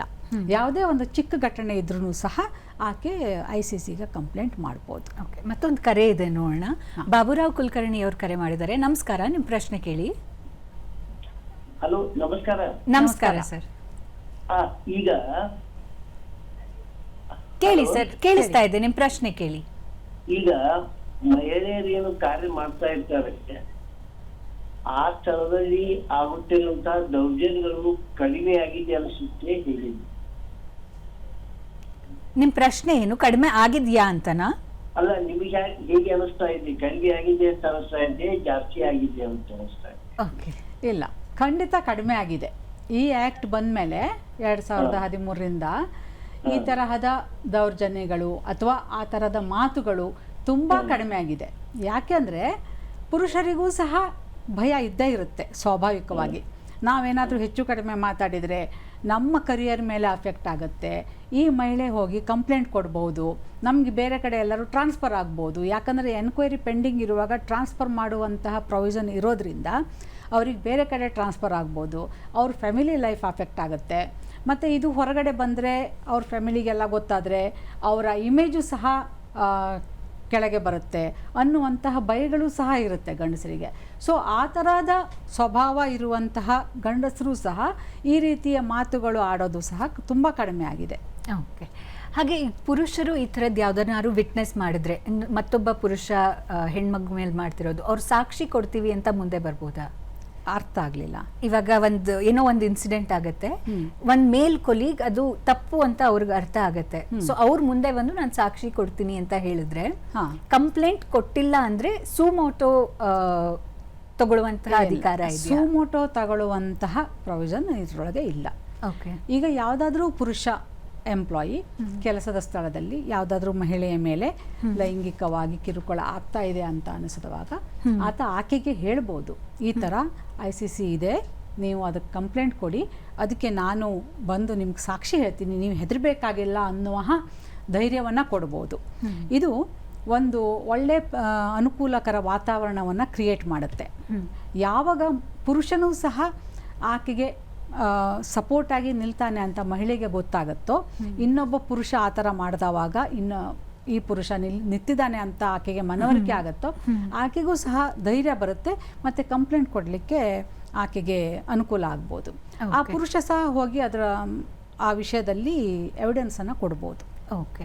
ಹಾಗೆ ಈಗ ಸೀನಿಯರ್ ಅಂದರೆ ಬಾಸ್ ಎಂಪ್ಲಾಯಿಗೆ ಪ್ರಪೋಸ್ ಮಾಡಿದ್ರೆ ಅಥವಾ ಮದುವೆ ಆಗ್ತೀಯಾ ಅಂತ ಕೇಳಿದ್ರೆ ಮ್ಯೂಚುವಲ್ ಕನ್ಸೆಂಟ್ ಅಲ್ಲಿ ಅವ್ರು ಮುಂದುವರೆದ್ರೆ ಅದು ಈ ಆಕ್ಟ್ ಕೆಳಗಡೆ ಬರುತ್ತಾ, ಅಥವಾ ಅದು ಪ್ರಾಮಿಸ್ ಮಾಡಿ ಬ್ರೇಕ್ ಮಾಡಿದ್ರೆ ಈ ಆಕ್ಟ್ ಕೆಳಗಡೆ ಅನ್ವಯಿಸುತ್ತಾ? ಅದು ಬೇರೆ ಆಗುತ್ತೆ. ಯಾಕಂದ್ರೆ ಇಬ್ಬರದ್ದು ಒಪ್ಪಿಗೆ ಇದ್ರೆ ಅದು ಈ ಆಕ್ಟ್ ಕೆಳಗಡೆಗೆ ಬರೋದಿಲ್ಲ. ಓಕೆ. ಸಪೋಸ್ ಒನ್ ಟೈಮು ಆಕೆ ಒಪ್ಪಿಗೆ ಕೊಟ್ಟಿದ್ಲು, ಆಮೇಲೆ ಕ್ರಮೇಣವಾಗಿ ಆಕೆಯ ಒಪ್ಪಿಗೆ ಇಲ್ಲ, ಆತನ ಜೊತೆಗೆ ಯಾವುದೇ ರೀತಿಯ ಲೈಂಗಿಕವಾದ ಸಂಬಂಧವನ್ನು ಮುಂದುವರಿಸಲಿಕ್ಕೆ ಆಕೆಗೆ ಒಪ್ಪಿಗೆ ಇಲ್ಲ ಅಂದವಾಗ, ಆಕೆ ನೋ ಅಂದವಾಗ, ಆದರೂ ಸಹ ಪುರುಷ ಆ ವಿಷಯದಲ್ಲಿ ಮುಂದುವರೆದವಾಗ ಇದು ಕೆಳಗಡೆಗೆ ಬರುತ್ತೆ. ಆಗ ಆತ ಹೇಳೋ ಹಾಗಿಲ್ಲ, ಇಲ್ಲ ಆಕೆ ಒಪ್ಪಿದ್ಲು, ನಾವಿಬ್ರು ಮದುವೆ ಆಗಬೇಕು ಅಂದ್ಕೊಂಡಿದ್ವಿ, ಆಮೇಲೆ ಬ್ರೇಕಪ್ ಆಯಿತು, ಈಗ ಆಕೆ ಇಲ್ಲ ಅಂತ ಹೇಳ್ತಿದ್ದಾಳೆ, ಆಕೆ ನನ್ನ ಜೊತೆಗೆ ಸಹಕಾರ ಕೊಡಲೇಬೇಕು ಅಂತ ಆ ಪುರುಷ ಸ್ಟ್ಯಾಂಡ್ ತಗೊಳ್ಳೋ ರೀತಿಯಲ್ಲಿ ಇಲ್ಲ. ಮದುವೆಗೆ ಪ್ರಪೋಸ್ ಮಾಡಿರೋದು, ಬೇಡ ಅಂದಿರೋದು ಅದೆಲ್ಲ ಬೇರೆ ಆಗುತ್ತೆ. ಓಕೆ. ಇದು ಪಾಶ್ ಕೆಳಗಡೆ ಬರಲ್ಲ, ಒಂದೇ ಕಂಪ್ನಿಲಿ ಇದ್ರೂ ಕೂಡ ಅದು ಇದ್ರ ಕೆಳಗಡೆ ಬರಲ್ಲ. ಓಕೆ. ಈಗ ಒಂದು ಎಕ್ಸ್ ಎಂಪ್ಲಾಯಿ ಒಂದು ಕಂಪ್ನಿಲಿ ಭೇಟಿ ಆಗ್ತಾರೆ, ಆ ಕಂಪ್ನಿಯನ್ನ ಬಿಟ್ಟು ಪುರುಷ ಬಹುಶಃ ಇನ್ನೊಂದು ಕಂಪ್ನಿನ ಸೇರ್ತಾನೆ, ಅದಾದ ನಂತರ ಡಿನ್ನರಿಗಾಗ್ಲಿ ಅಥವಾ ಕಾಫಿಗಾಗ್ಲಿ ಕೇಳುವಂಥದ್ದು, ಅದು ಯಾವ ಅಂದರೆ ಅದಕ್ಕೆ ಎಲ್ಲಿ ಕಂಪ್ಲೇಂಟ್ ಮಾಡ್ಬೋದು? ಇಂಟರ್ನಲ್ ಕಂಪ್ಲೇಂಟ್ ಕಮಿಟಿಗೆ ಎಕ್ಸ್ ಎಂಪ್ಲಾಯಿ ಆದರೂ ಕೂಡ ಬರುತ್ತೆ. ಯಾಕೆ ಅಂದರೆ ಇದು ಕೆಲಸ ಮಾಡುವ ಸ್ಥಳದಲ್ಲಿ ಬರೋದು. ಅಂದರೆ ಕೆಲಸ ಮಾಡುವ ಸ್ಥಳದಿಂದ ಹೊರಗಡೆಗೆ ಅಂದರೆ ಬರೋದಿಲ್ಲ. ಆತ ಎಲ್ಲಿ ಕೇಳಿದಾನೆ ಅನ್ನೋದು ಮುಖ್ಯ ಆಗುತ್ತೆ. ಆತ ಹೊರಗಡೆಗೆ ಎಲ್ಲರೂ ಕೇಳಿದ್ದಿದ್ರೆ, ಅಂದರೆ ಕೆಲಸದ ವೇಳೆ ಬಿಟ್ಟು ಬೇರೆ ಕಡೆ, ಅಂದರೆ ಆಕೆ ರಜದಲ್ಲಿರುವಾಗಲೋ ಮನೆಯಲ್ಲಿರುವಾಗಲೋ ಆ ಥರ ಕೇಳಿದಿದ್ರೆ ಇದ್ರ ಕೆಳಗಡೆಗೆ ಬರೋದಿಲ್ಲ. ಆದರೆ ಆಫೀಸಿಗೆ ಬಂದು ಕೇಳಿದಿದ್ರೆ ಇದ್ರ ಕೆಳಗಡೆಗೆ ಬರುತ್ತೆ. ಓಕೆ. ಅಂದ್ರೆ ಈಗ ಕಂಪನಿನ ಬಿಟ್ಟು ಬೇರೆ ಕಂಪನಿ ಸೇರಿದ ನಂತರ ಕೇಳಿದ್ರೆ ಅದು ಆಫೀಸ್ ಅವರ್ಸ್ ಅಲ್ಲಿ ಆಫೀಸಿಗೆ ಬಂದು ಈ ತರ ಕೇಳಿದಿದ್ರೆ ಇದ್ರ ಕೆಳಗಡೆಗೆನೆ ಬರುತ್ತೆ. ಓಕೆ. ಓಕೆ. ಹಾಗೆ ಸಾಮಾನ್ಯವಾಗಿ ಮಹಿಳೆಯರು ಮಾಡುವಂತಹ ತಪ್ಪು ನಿಮ್ಗೆ ಏನ್ ಅನ್ಸುತ್ತೆ? ಅಂದ್ರೆ ಮಾಡುವಂತಹ ಇಗ್ನೋರೆನ್ಸ್ ಆಗಿರ್ಬೋದು, ಅಥವಾ ಮಹಿಳೆಯರಿಗೆ ನೀವು ಏನ್ ಹೇಳಕ್ ಇಷ್ಟಪಡ್ತೀರಾ? ಮಹಿಳೆಯರು ಇಗ್ನೋರೆನ್ಸ್ ಅಂತಂದ್ರೆ ಇಗ್ನೋರೆನ್ಸ್ ಅಲ್ಲ, ಇದು ಭಯ ಅಂತ ಇರ್ಬೋದು ಅಥವಾ ಮುಜುಗರ ಅಂತ ಇರ್ಬೋದು. ಯಾವಾಗ ಮೊದಲನೇ ಈ ಥರ ಇನ್ಸಿಡೆಂಟ್ಗಳು ಆಗುತ್ತೋ ಆಗ ಭಯದಿಂದಲೋ ಅಥವಾ ಹಿಂಜರಿಕೆಯಿಂದಲೋ ಸುಮ್ಮನಿರ್ತಾರೆ. ನೋಡೋಣ, ಬೇಡ, ಯಾರ ಹತ್ರ ಹೇಳ್ಕೊಳ್ಳೋದು, ಅದು ಮೊದಲಿಂದ ಬಂದಿರುತ್ತೆ. ಅದು ಸುಮ್ಮನಿರಬಾರ್ದು. ಈಗ ನೀವು ಆಗಲೇ ಕೇಳಿದ್ರಿ ಯಾವ ಮೂಮೆಂಟಲ್ಲಿ ಹೇಳಬೇಕು, ಇದು ಸಾಕು ಅಂತ ಅನಿಸುತ್ತೆ ಅಂತ. ಆ ಥರ ಮೂಮೆಂಟ್ ಇಲ್ಲ. ಫಸ್ಟ್ ಟೈಮೇ ನಿಮಗೆ ಅನಿಸಿದರೆ ಅದರಿಂದ ನೀವು ಆ್ಯಕ್ಷನ್ ತಗೊಳ್ಳಿ, ಕಂಪ್ಲೇಂಟ್ ಕೊಡಿ. ಓಕೆ. ಈಗ ಮ್ಯಾನೇಜ್ಮೆಂಟ್ ಮೆಂಬರೇ ಯಾರು ಇನ್ವಾಲ್ವ್ ಆಗಿದ್ರೆ, ಇವಾಗ ಸೀನಿಯರ್ ಮ್ಯಾನೇಜ್ಮೆಂಟಿಂದ ಯಾರು ಇನ್ವಾಲ್ವ್ ಆಗಿ ಈ ಥರದ್ದು ಮಾಡ್ತಾ ಇದ್ರೆ ICC ರಿಪೋರ್ಟ್ ಅವ್ರಿಗೆ ಕೊಡುತ್ತೆ. ಈ ಸಮಯದಲ್ಲಿ ಯಾವ ರೀತಿ ಅದನ್ನು ಹ್ಯಾಂಡಲ್ ಮಾಡ್ತಾರೆ? ಈ ಸಮಯದಲ್ಲಿ ICC ಪೊಲೀಸಿಗೆ ಕಂಪ್ಲೇಂಟ್ ಕೊಡ್ಬೋದು. ಓಕೆ. ಯಾಕಂದರೆ ಮ್ಯಾನೇಜ್ಮೆಂಟೇ ಮೇನು ಇರೋದ್ರಿಂದ ಇದರೊಳಗೆ ಪೊಲೀಸಿಗೆ ಕಂಪ್ಲೇಂಟ್ ಕೊಡ್ಬೋದು. Okay. So internal complaints committee ಮೇಲೆ ಧೈರ್ಯ ಇಲ್ಲ ಅಂದರೆ ಯಾವುದಾದ್ರು ಮಹಿಳೆಯರಿಗೆ ಈ ಪಾಶ್ ಆ್ಯಕ್ಟ್ ಕೆಳಗಡೆ ಬೇರೆ ಎಲ್ಲಾದರೂ ಹೋಗಿ ದೂರು ನೀಡುವಂತಹ ಅವಕಾಶ ಇದೆಯಾ? ಲೈಕ್ ಪೊಲೀಸ್ ಸ್ಟೇಷನ್ಗೆ ಹೋಗಿ ಕಂಪ್ಲೇಂಟ್ ಕೊಡ್ಬೋದು. ಆದರೆ ಅದು BNS IPC ಕೆಳಗಡೆಗೆ ಅದು ಇರಬೇಕು. ಅದು ಅಪರಾಧವಾಗಿರಬೇಕು. ಅಂದರೆ ಕಂಪ್ಲೇಂಟ್ ಕೊಡ್ಲಿಕ್ಕೆ ಬರುತ್ತೆ. ಯಾಕಂದರೆ IPCಯಲ್ಲಿ ಮೊದಲು ಈ ಸ್ಟಾಕಿಂಗ್ ಅಂದರೆ ಹಿಂಬಾಲಿಸೋದು ಅಥವಾ ಅಶ್ಲೀಲ ಚಿತ್ರಗಳನ್ನು ತೆಗೆಯೋದು ಇಂಥಕ್ಕೆಲ್ಲ ಯಾವುದೂ ಇರಲಿಲ್ಲ. ಇದು ಅಪರಾಧ ಅನ್ನುವ ವ್ಯಾಖ್ಯಾನದಲ್ಲಿ ಬರ್ತಾ ಇರಲಿಲ್ಲ. ಈಗ ಅವೆಲ್ಲ ಬರ್ತಾ ಇದೆ. ಹಿಂಬಾಲಿಸೋದು ಅಥವಾ ಯಾವುದೇ ರೀತಿಯ ಅಶ್ಲೀಲ ಚಿತ್ರಗಳನ್ನು ತೆಗೆಯೋದು, which outrage the modesty of the woman, ಅವೆಲ್ಲ ಈಗ BNS ಕೆಳಗಡೆಗೆ ಬರುತ್ತೆ. ಅದನ್ನೆಲ್ಲ ಕಂಪ್ಲೇಂಟು ಪೊಲೀಸಿಗೆ ಹೋಗಿ ಕೊಡ್ಬೋದು. ಓಕೆ. ಈ ಸ್ನೇಹ ಮತ್ತು ಕಿರುಕುಳದ ಏನಂತಾರೆ ಸಂಬಂಧ ಅಥವಾ ಲೈನ್ ಯಾವುದು? ಇದನ್ನು ಮಹಿಳೆನೇ ನಿರ್ಧಾರ ಮಾಡ್ತಾಳೆ. ಓಕೆ. ಯಾಕಂದರೆ ಈಗ ನಾನು ಒಂದು ಕಡೆ ಕೆಲಸ ಮಾಡ್ತಾ ಇರ್ತೀನಿ, ನನಗೆ ಒಬ್ಬ ಪುರುಷನ ಜೊತೆಗೆ ಸ್ನೇಹ ಇರುತ್ತೆ, ಇಬ್ಬರು ಸಹ ಸಲಿಗೆಯಿಂದ ನಾವು ಮಾತಾಡ್ತಾ ಇರ್ತೀವಿ. ಆತನು ಸಲಿಗೆಯಿಂದ ಮಾತಾಡ್ತಾ ಇರ್ತಾನೆ, ನಾನು ಸಲಿಗೆಯಿಂದ ಮಾತಾಡ್ತಾ ಇರ್ತೀನಿ. ಯಾವುದೋ ಒಂದು ಪಾಯಿಂಟಲ್ಲಿ ನನಗನ್ಸುತ್ತೆ, ಇಲ್ಲ ಆತ ಲೈನನ್ನು ಕ್ರಾಸ್ ಮಾಡ್ತಾ ಇದ್ದಾನೆ ನನ್ನ ಜೊತೆಗೆ, ಇದು ಇಷ್ಟಕ್ಕೆ ಇರಬೇಕು ಅಂತ ಅನಿಸುತ್ತೆ. ಆ ಸಂದರ್ಭದಲ್ಲೇ ನಾನು ಅದು ಲೈಂಗಿಕವಾಗಿ ಲೇಪಿತವಾಗಿದ್ದಿದ್ದರೆ ಕಂಪ್ಲೇಂಟ್ ಕೊಡ್ಬೋದು. ಆಗ ಇದು ಪಾಶ್ ಕೆಳಗಡೆಗೆ ಬರುತ್ತೆ. ಬೇರೆ ಯಾವುದೇ ರೀತಿಯ ಜೋಕ್ ಮಾಡಿದ್ರೂ ಸಹ ಅದು ಇದ್ರ ಕೆಳಗಡೆ ಬರೋದಿಲ್ಲ, ಲೈಂಗಿಕ ಲೇಪಿತ ಇರಬೇಕು. ಓಕೆ, ಮತ್ತೊಂದು ಕರೆ ಇದೆ ಮೇಡಮ್. ಖಂಡಿತ. ಗಾಯತ್ರಿ ಅವರು ಮಲ್ಲೇಶ್ವರಮಿಂದ ಕರೆ ಮಾಡಿದ್ದಾರೆ. ಮೇಡಮ್ ನಮಸ್ಕಾರ, ಪ್ರಶ್ನೆ ಕೇಳಿ. ಈಗ ಆಫೀಸು ಅಥವಾ ಉದ್ಯೋಗ ಕ್ಷೇತ್ರದಲ್ಲಿ ಲೈಂಗಿಕ ಕಿರುಕುಳಕ್ಕೆ ಗುರಿಯಾದ ಹೆಣ್ಣು ಶೋಷಣೆ ಮಾಡಿದವನು ಬಲವಂತದಿಂದ ಅಥವಾ ಒತ್ತಾಯದಿಂದ ಮದುವೆ ಆಗುವ ಸಂದರ್ಭ ಬಂದು ಮದುವೆ ಆಗಿ ನಂತರ ಕಿರುಕುಳ ಕೊಟ್ರೆ ಕಾನೂನಿನ ರಕ್ಷಣೆ ಇದೆಯಾ? ಏನು ಅರ್ಥ ಆಗಲಿಲ್ಲ. ಅಂದ್ರೆ ಆಫೀಸ್ನಲ್ಲಿ ಮೀಟ್ ಮಾಡಿ ಮದುವೆ ಆಗಿ ಅದಾದ ನಂತರ ಕಿರುಕುಳಕ್ಕೆ ಒಳಗಾದ್ರೆ ಕಾನೂನಲ್ಲಿ ರಕ್ಷಣೆ ಇದೆಯಾ? ಕಾನೂನಲ್ಲಿ ಖಂಡಿತ ರಕ್ಷಣೆ ಇದೆ. ಯಾವ ರೀತಿಯ ಕಿರುಕುಳ ಅನ್ನೋದ್ರ ಮೇಲೆ ಇದು ಡಿಪೆಂಡ್ ಆಗುತ್ತೆ. ಈಗ ಆಫೀಸಲ್ಲಿ ಭೇಟಿಯಾಗಿ ಇಬ್ಬರು ಪರಸ್ಪರ ಒಪ್ಪಿ ಮದುವೆ ಆಗಿರ್ತಾರೆ ಅಲ್ವಾ? ಮದುವೆ ಆದಮೇಲೆ ಗಂಡನಿಂದ ಹೆಂಡತಿಗೆ ಕಿರುಕುಳ ಶುರುವಾಗುತ್ತೆ. ಇದು ಪಾಶ್ ಕೆಳಗಡೆಗೆ ಬರೋದಿಲ್ಲ. ಅವರು domestic violence, dowry prohibition act ಇದ್ರ ಕೆಳಗಡೆಗೆ ಕ್ರಮ ತಗೊಳ್ಬೇಕಾಗತ್ತೆ. ಓಕೆ. ಹಾಗೆ ಎಷ್ಟೋ ಬಾರಿ ಕಾಂಪಿಟಿಷನ್ಗಾಗಿರ್ಬೋದು ಅಥವಾ ಸಿಟ್ಟು ಕೋಪ ಸೇಡಿಗಾಗಿರ್ಬೋದು ಸುಳ್ಳು ಕಂಪ್ಲೇಂಟನ್ನು ಲಾಡ್ಜ್ ಮಾಡಿದ್ರೆ ಅದಕ್ಕೇನಾದರೂ ರಿಪರ್ಕಷನ್ಸ್ ಇದೆಯಾ? ಖಂಡಿತ, ನೀವು ಸರಿಯಾದ ಪ್ರಶ್ನೆಯನ್ನು ಕೇಳಿದ್ರಿ. ಇದು ಒಂದು ಇಂಪಾರ್ಟೆಂಟ್ ಇಶ್ಯೂ ಇದೆ. ಸೊ ಕಂಪ್ಲೇಂಟ್ ಹಾಕಿರ್ತಾರೆ. ಹೆಚ್ಚಾಗಿ ಆ ತರಹ ಪ್ರಕರಣ ನಡೆಯುವಾಗ ಎವಿಡೆನ್ಸ್ಗಳು ಸಿಗೋದು ಕಷ್ಟ, ಯಾರು ಎದುರುಗಡೆ ಇಲ್ಲ ಅಂತಂದರೆ. ಸೊ ಆಗ ಎವಿಡೆನ್ಸ್ ಇಲ್ಲ ಅನ್ನೋ ಕಾರಣದಿಂದ ಕೇಸು ಬಿದ್ದು ಹೋಗ್ಬಿಟ್ಟಿರುತ್ತೆ. ಅಂದರೆ ಆತ ಬಿಡುಗಡೆ ಆಗಿರ್ತಾನೆ. ಅಂಥ ಸಂದರ್ಭದಲ್ಲಿ ಅದು ಕಂಪ್ಲೇಂಟು ಸುಳ್ಳು ಅಂತ ಹೇಳಲಿಕ್ಕೆ ಬರೋದಿಲ್ಲ. ಆದರೆ ಬೇಕಂತಹ ಯಾವುದೇ ಮಹಿಳೆ ಆತನ ವಿರುದ್ಧ ಯಾವುದೋ ರೀತಿಯ ಸೇಡಿಗೋ ಅಥವಾ ಇರುತ್ತೆ ಸುಳ್ಳು ಕಂಪ್ಲೇಂಟ್ ಕೊಟ್ಟಿರ್ತಾಳೆ ಅಂತಂದರೆ, ಅಥವಾ ಪ್ರಮೋಷನ್ ಕೊಟ್ಟಿಲ್ಲ ಅಂತಲೇ ಕೊಟ್ಟಿರ್ಬೋದು. ಅಂದರೆ ಇದು ಉಲ್ಟಾ ಆಗ್ಬೋದು. ಅಂದರೆ ಪುರುಷ ಯಾವಾಗ ಪ್ರಮೋಷನ್ ಕೊಡ್ತೀನಿ ಅಂತೇಳಿ ಆಕೆಯಿಂದ ಲೈಂಗಿಕ ಬೇಡಿಕೆಯನ್ನು ಇಡ್ತಾನೋ, ಅದೇ ರೀತಿಯಲ್ಲಿ ಪುರುಷ ಪ್ರಮೋಷನ್ ಕೊಟ್ಟಿಲ್ಲ ತನ್ನ ಹೈಯರ್ ಅಫಿಷಿಯಲು ಅನ್ನೋ ಕಾರಣಕ್ಕೆ ಆಕೆ ಪಾಶ್ ಕಮಿಟಿಗೆ ಕಂಪ್ಲೇಂಟ್ ಕೊಡ್ಬೋದು.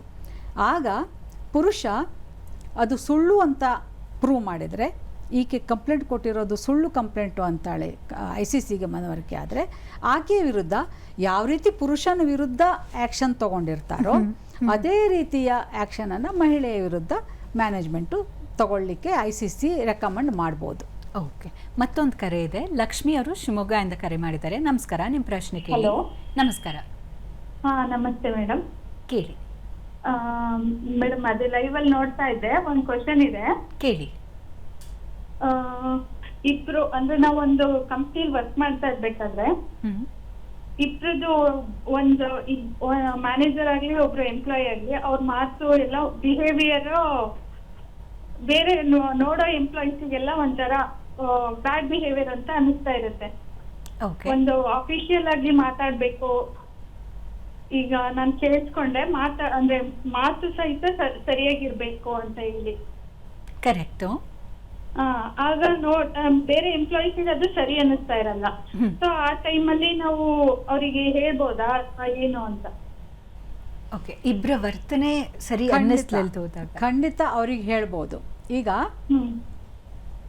ನೀವು ಹೇಳೋದು ಪುರುಷನ ವರ್ತನೆ ಯಾವುದೇ ಮಹಿಳೆ ಎಂಪ್ಲಾಯ್ ಜೊತೆಗೆ ವರ್ತನೆ ಸರಿ ಇಲ್ಲ ಅಂತ, ಅದನ್ನ ನೋಡ್ತಾ ಇರೋರಿಗೆ ಅನಿಸ್ತಾ ಇದೆ ಅದು ಸರಿ ಇಲ್ಲ ಅಂತ. ಆ ಮಹಿಳೆಗೂ ಅನಿಸ್ತಾ ಇದೆಯಾ ಅದು ಸರಿ ಇಲ್ಲ ಅಂತ?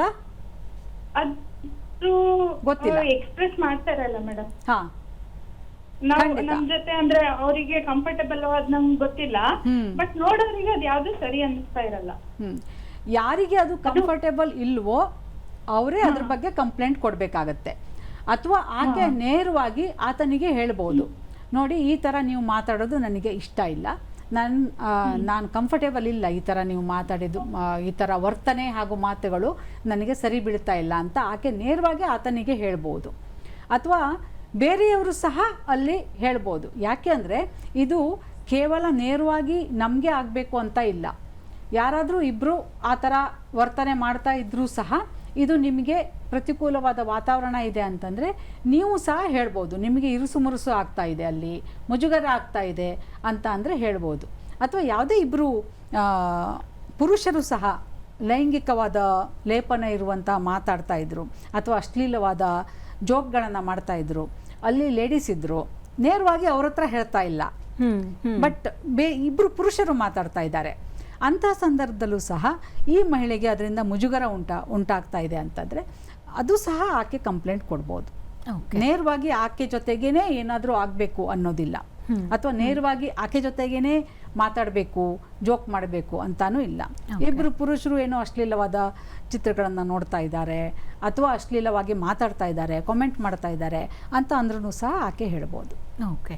ಹಾಗೆ ದೊಡ್ಡ ಕಂಪ್ನಿಯಲ್ಲಿ ICC ಇರುತ್ತೆ ಅಥವಾ ಸಿಸ್ಟಮ್ ಇರುತ್ತೆ, ಜನ ಇರ್ತಾರೆ. ಚಿಕ್ಕ ಕಂಪ್ನಿಗಳಲ್ಲಿ ಮ್ಯಾನೇಜ್ ಮಾಡೋದು ಕಷ್ಟ, ಮ್ಯಾನೇಜ್ಮೆಂಟಿಂದ ಸದಸ್ಯರಿಗೆ ಕಿರುಕುಳದ ಸಾಧ್ಯತೆ ಇರುತ್ತೆ. ಯಾರು ಸ್ಪಂದಿಸಲಿಲ್ಲ ಅಂದರೆ ಅಥವಾ ಈ ಥರ ಕೇಳಿದಾಗ, ಸೆಕ್ಷುವಲ್ ಫೇವರ್ಸ್ ಕೇಳಿದಾಗ ಒಪ್ಪಲಿಲ್ಲ ಅಂದಿದ್ದು ಮಾತ್ರಕ್ಕೆ ಕೆಲಸದಿಂದ ತೆಗೆದು ಹಾಕಿದ್ರೆ ಅವ್ರಿಗೇನಾದ್ರು ಪ್ರೊಟೆಕ್ಷನ್ ಇದೆಯಾ ಪಾಶ್ ಆ್ಯಕ್ಟ್ ಕೆಳಗಡೆ? ಪಾಶ್ ಆ್ಯಕ್ಟ್ ಕೆಳಗಡೆಗೆ ಕೆಲಸದಿಂದ ತೆಗೆದು ಹಾಕುವಾಗ ಅವ್ರು ಏನು ಹೇಳಿರ್ತಾರೆ ಅನ್ನೋದು ಮುಖ್ಯ ಆಗುತ್ತೆ. ಆಕೆ ಅದನ್ನು ಚಾಲೆಂಜ್ ಮಾಡ್ಬೋದು ಕೋರ್ಟ್ನಲ್ಲಿ, ಈ ಕಾರಣದಿಂದನೇ ತೆಗೆದಿದ್ದಾರೆ ಅಂಥೇಳಿ. ಮತ್ತು ಆಕೆಗೂ ಸಹ ಭಯ ಇರುತ್ತೆ. ನೀವು ಹೇಳಿದ್ರಲ್ಲ, ಚಿಕ್ಕ ಕಂಪನಿಗಳಲ್ಲಿ ICC ಎಲ್ಲ ಕಡೆಗಿರಲ್ಲ, 10 ಎಂಪ್ಲಾಯೀಸ್ ಇರಬೇಕು, ಅದಕ್ಕಿಂತ ಜಾಸ್ತಿ ಅಥವಾ ಇರಬೇಕು. ಅದು ಬಿಟ್ಟರೆ ಲೋಕಲ್ ಕಮಿಟಿ ಅಂತ ಇರುತ್ತೆ, ಲೋಕಲ್ ಕಮಿಟಿಗೆ ಕಂಪ್ಲೇಂಟ್ ಮಾಡ್ಬೋದು. ಅಥವಾ ಕೋರ್ಟಲ್ಲಿ ಆಕೆನ ಕೆಲಸದಿಂದ ತೆಗೆದ್ರೆ ಚಾಲೆಂಜ್ ಮಾಡ್ಬೋದು. ನನ್ನ ಕೆಲಸದಿಂದ ತೆಗೆದು ಬಿಟ್ರೆ ಅನ್ನೋ ಹೆದರಿಕೆ ಇದ್ದೇ ಇರುತ್ತೆ.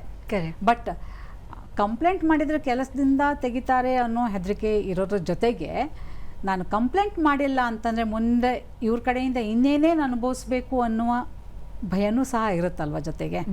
ಅವೆರಡನ್ನೂ ತುಲನೆ ಮಾಡಿದಾಗ ಯಾವುದನ್ನು ಮಾಡಿದರೆ ಸರಿ, ನಮ್ಮ ಕಾನ್ಷಿಯಸ್ಸಿಗೆ ಯಾವುದು ಒಪ್ಪುತ್ತೆ ಅನ್ನೋದನ್ನು ತೀರ್ಮಾನ ತಗೋಬೇಕಾಗುತ್ತೆ. ಓಕೆ. ಸಮಯ ಹೋದದ್ದೇ ಗೊತ್ತಾಗಲಿಲ್ಲ ಮೇಡಮ್. 1 ಗಂಟೆಗಳ ಕಾಲ ಸಾಕಷ್ಟು ಮಾಹಿತಿಯನ್ನು ನೀಡಿದ್ದೀರಾ. ಕಾರ್ಯಕ್ರಮಕ್ಕೆ ಬಂದು ಇಷ್ಟೆಲ್ಲ ಮಾಹಿತಿ ನೀಡಿದ್ದಕ್ಕೆ ಧನ್ಯವಾದಗಳು. ಧನ್ಯವಾದ. ನಮಸ್ಕಾರ. ನಮಸ್ಕಾರ ವೀಕ್ಷಕರೇ, ಇದಾಗಿತ್ತು ಇವತ್ತಿನ ಹೆಲೋ ಗೆಳೆಯರೇ ನೇರ ಫೋನ್ ಇನ್ ಕಾರ್ಯಕ್ರಮ. ಮಹಿಳೆಯರು ಧೈರ್ಯವಾಗಿ ಕೆಲಸದಲ್ಲಾಗಿರ್ಬೋದು, ಹೊರಗಡೆ ಆಗಿರ್ಬೋದು, ನಿಮ್ಗೆ ಏನೇ ತರಹದ ತೊಂದರೆ ಆದರೆ ದೂರು ಕೊಡುವಂತಹ ಧೈರ್ಯವನ್ನು ತಗೊಳ್ಳೋಣ ಅಂತ ಹೇಳ್ತಾ ಕಾರ್ಯಕ್ರಮನ ಮುಗಿಸ್ತಾ ಇದ್ದೀನಿ. ಮುಂದಿನ ಕಾರ್ಯಕ್ರಮದಲ್ಲಿ ಮತ್ತೆ ಭೇಟಿಯಾಗೋಣ. ನಮಸ್ಕಾರ.